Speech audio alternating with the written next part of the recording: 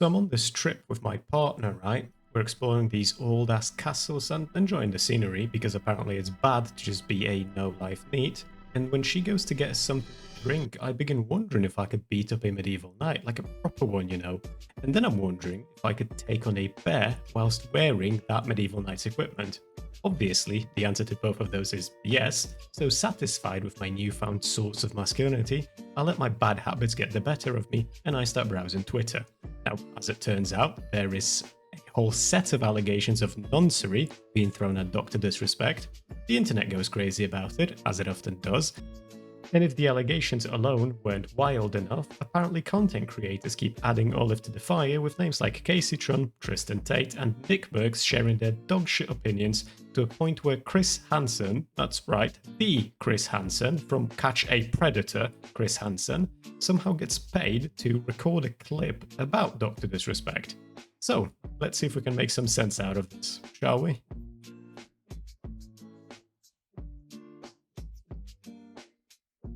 DrDisrespect, or The Doc, is an American online personality and a content creator. He's been around since 2010, racking up an impressive over 738 million views, as per his very own wiki page. He's a somewhat controversial figure, which comes as no surprise given his line of work, with people knowing him for many cool things, such as his humorous, sort of bombastic and very intensive 6'8" persona, very impressive shooter skills, and launching his own AAA gaming studio known as Midnight Society. Unfortunately, he's also known for significantly less cool things, such as his in-development, under the aforementioned studio battle royale game selling NFTs, him cheating on his wife, him filming inside of a public restroom at a 2019 E3 Expo, his out-of-nowhere Twitch ban in 2020, and the most recent allegations of sexting a minor. It's those controversies that we'll be focusing on today. I'm Chris, welcome to today's video, and if you feel like jumping around, the video chapters are timestamped in the description down below. I'll try to give a somewhat fair, broader overview, but this is an opinion piece, not a documentary.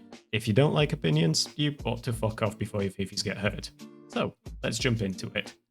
To make sense out of the recent allegations, we first need to look back to 2020 and his ban from Twitch. Doc's ban came as a surprise at the height of his popularity, at a time when one could argue he was one of the most recognizable faces of Twitch TV. A permaban, seemingly out of nowhere, for a content creator of his size with practically no drama surrounding it is almost unprecedented. He seems to have simply accepted what happened and immediately moved on to other platforms as though it was just a regular Tuesday. To put in perspective how massive this was, Doc himself later admitted that his ban from Twitch made him lose out on massive sponsorships with entities such as Nike, the shoes company, and Oakley, the sunglasses company. We're talking millions in ads with millions more in merch. The reason why this is so important is because while Twitch's bans aren't particularly rare, this one was, at least the way how it took place was. DrDisrespect didn't fight with Twitch, he did not argue, he did not cause a ruckus, he simply acknowledged the ban and moved on. I remember even back then this giving birth to a ton of conspiracy theories because of how low-key sinister the situation was once you spent a few minutes thinking about it. For a content creator like him to be banned out of nowhere and not even attempting to get in contact with Twitch to reverse what happened must have meant that whatever happened was incredibly serious. Serious to a point where Doc didn't want for it to become public knowledge, and Twitch didn't want for it to become public knowledge either. The question here is, what would you have to do to be one of the biggest content creators in the world at the time, on a constant uptick in popularity, to even get banned off the biggest streaming platform in the world and want to immediately move on and never speak of it again? The whole situation was definitely sussy. This brings us to 21st of June, when Cody Connors, an ex-Twitch employee, went on Twitter and released this tweet right here, saying he got banned because he got caught sexting a minor in the then existing Twitch Whispers product. He was trying to meet up with her at TwitchCon. The powers that be could read in plain text. Case closed, gang. No one made the wrong decision. Fuck him and his boys.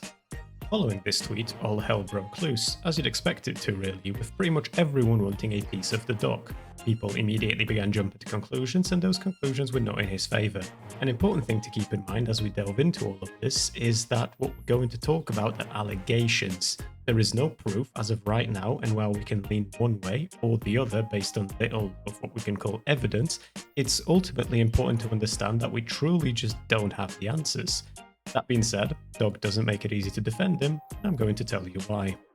Shortly after that initial allegation, Rod Breslau, I hope I'm pronouncing that right, tweeted, "I didn't lie."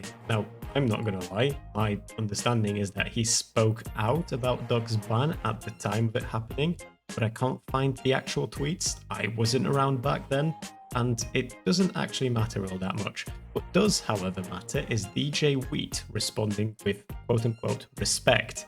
DJ Wheat, or Marcus Graham, to those of you who do not know, is the former director of creative development at Twitch, where he worked at from 2011 to January 2022.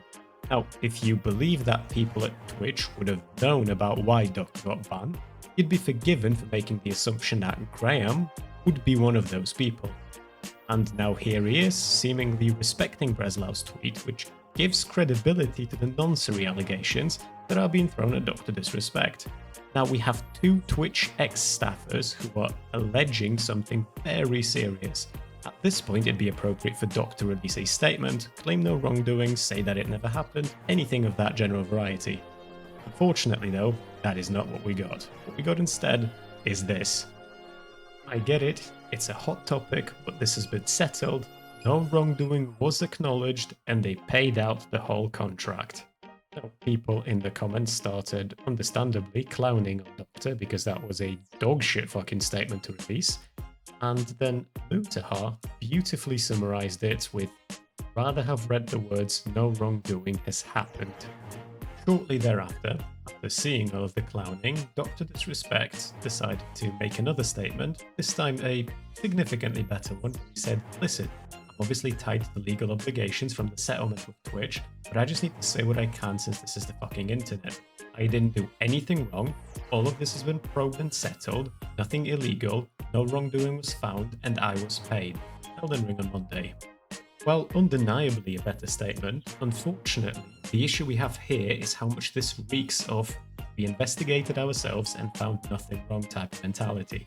It doesn't feel like there's a lot of integrity involved, and I understand that I'm in my fifties now, but I also understand how big corpos play these games, and if Doc was found guilty, hypothetically speaking of course, I wouldn't put it above Twitch to keep that on the down low if no serious tangible harm was done and reputational damage was at stake. Especially given how the sexting allegedly happened on the new technology that they were trying to put out at the time. We'll see how the situation evolves from here on out, as during Doc's recent most stream, he said this. For those that are looking for me to expand on this weekend, not gonna. I already said what I needed to say. I don't give a fuck about this guy. That's it.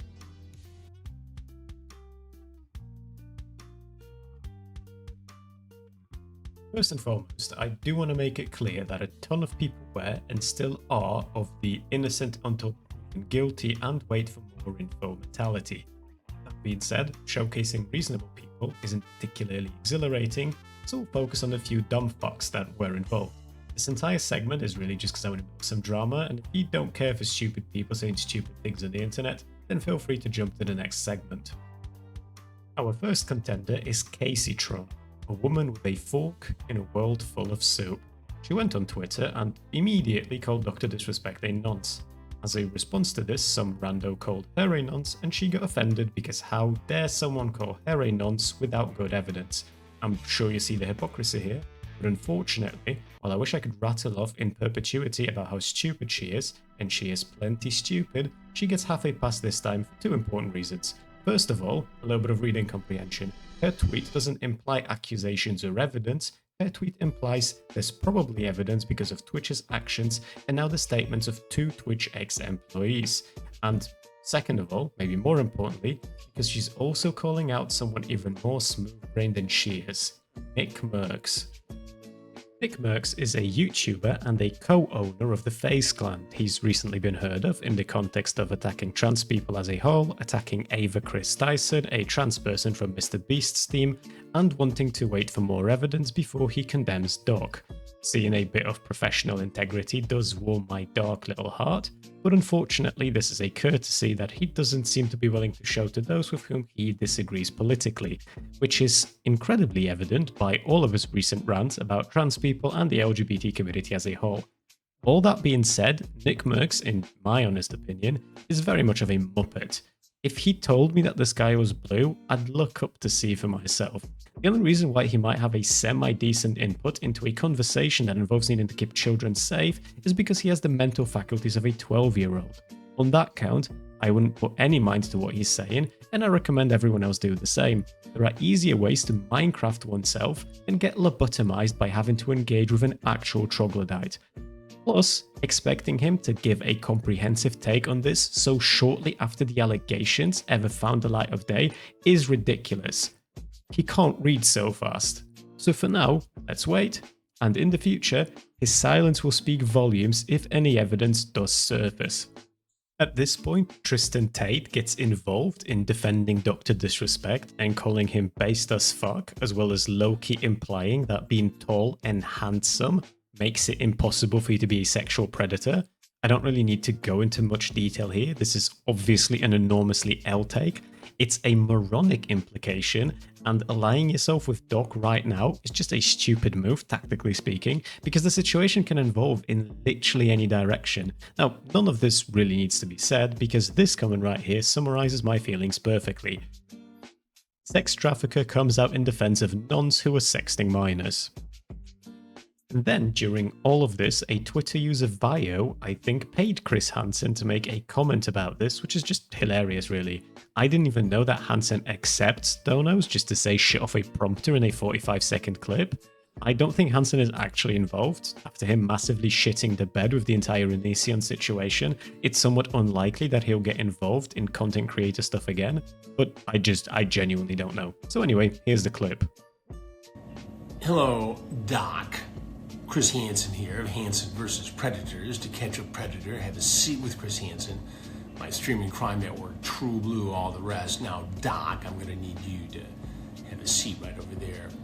I've been going through some of the transcripts of your online behavior, and I'm curious as why you're so into Whisper. Maybe you should just put it out there for everyone to hype you up. But don't end up in one of my dark kitchens for an interrogation. Do you understand me? In the meantime, I'll be watching, so stay safe, stay healthy, and be careful on Whisper, won't you?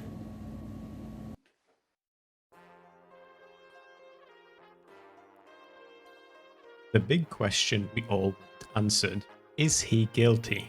His general silence and the very particular choice of words might be explainable by the contract he signed with Twitch when they were going their own separate ways. This can be used as an argument both in favor of his guilt, because it feels like a weirdly specific contract, and an argument against his guilt, as it might be a much broader NDA that if he breaks, he risks having to pay Twitch back the goodbye money he received.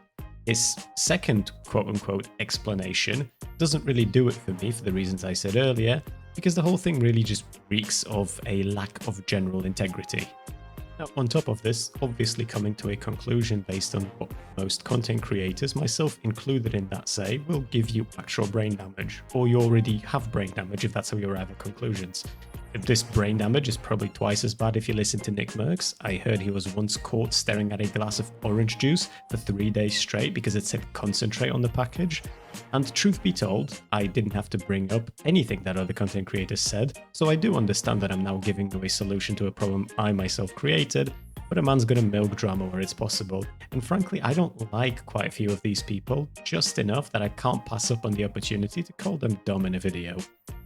At the end of the day, we are relying on our own intuition and the credibility of the two ex-Twitch staffers. Well, one of them really. Since that original message, more screenshots have been put forward where that very Twitch employee who leaked the news had previously been using this information in an attempt to sell tickets to his own shows. Now, you can make an argument that this is disgusting behavior that proves these allegations can't be trusted, which to some extent it does, or you can look at this as him indeed doing as he said he would, right? He told the world what happened after his conditions were met. He also changed his Twitter bio to definitely getting sued, which again, this can go either way. And here's kind of the thing. On a personal level, if Doc was my close friends, with these allegations playing out as they did, with his statements playing out as it did, I would separate myself from him and cease any further contact. There's not enough in here to put him in jail, at least I don't think so, but there's plenty of fucking stink. Stink that isn't helped by his prior controversies speaking to a sort of weakness of character that, while I would never claim that cheating on your wife or recording inside a bathroom automatically gives ground to nonsense allegations, it is clear to me at least that something did happen and he can't talk about it even right now. That is not normal. His Twitch ban was not normal. None of this is within the realm of plausible deniability to me.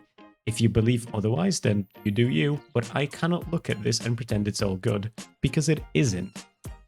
All of that being said, there's also nothing wrong with just waiting for more information. Just don't expect everyone else to do the same.